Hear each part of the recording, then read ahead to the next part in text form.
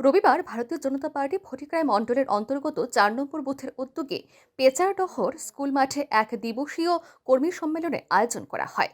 এদিনে এই সম্মেলনে অংশগ্রহণ করেন রাজ্যের মৎস্য প্রাণী সম্পদ বিকাশ এবং তপশিলি জাতি কল্যাণ দপ্তরের মন্ত্রী তথা ফটিকরায় বিধানসভা মণ্ডলের বিধায়ক সুধাংশু দাস। এছাড়াও উপস্থিত ছিলেন ফটিকরায় মণ্ডলের সভাপতি নীলকান্ত সিনহা, ঊনকোটি জেলা সভাধিপতি অমলেন্দু দাস সহ অন্যান্যরা।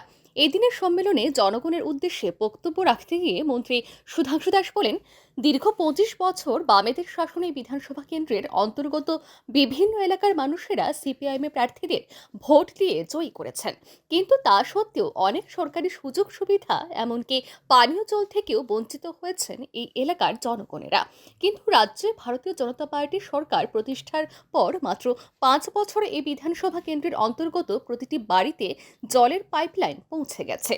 তবে শুধু পানীয় জলেরই নয়, বিশুদ্ধ পানীয় জল পৌঁছে দেওয়ার জন্য জল দপ্তরের আধিকারিকদের নির্দেশ দিয়েছেন তিনি। জায়গাতে দেখলাম টেকনিক্যাল প্রবলেম আছে, ইস্যু আছে, কিন্তু ট্যাপ লাইন প্রত্যেকের বাড়িতে পৌঁছে গেছে পাইপলাইনের মাধ্যমে। কয়েকটা বাড়িতে বিশুদ্ধ পানীয় জল যায় না, তার কারণে আমরা আধিকারিকদের ইমিডিয়েট নির্দেশ দিয়েছি যে দ্রুত সেই পাইপলাইন গুলিকে ওয়াশ করুন এবং যেন বিশুদ্ধ পানীয় জল তাদের বাড়িতে পৌঁছে যায় তার জন্য কাজ করুন। এখানে আমাদের মালাকার পাড়ার, নয়াপাড়া, দাসপাড়া, ৩ পাড়ার লোক এখানে বসে আছেন।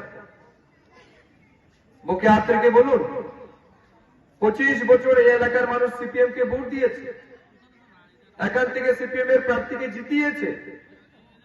কয়টা ডিপ টিউবওয়েল আমার এই গ্রামে বসেছে,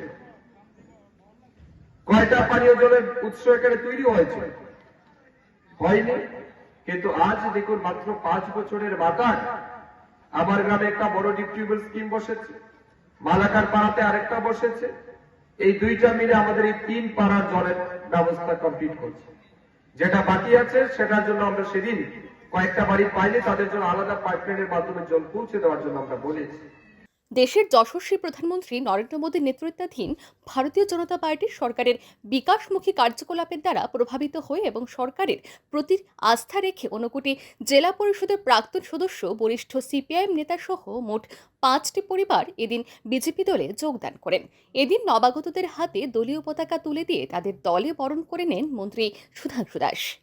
ব্যুরো রিপোর্ট, RE নিউজ।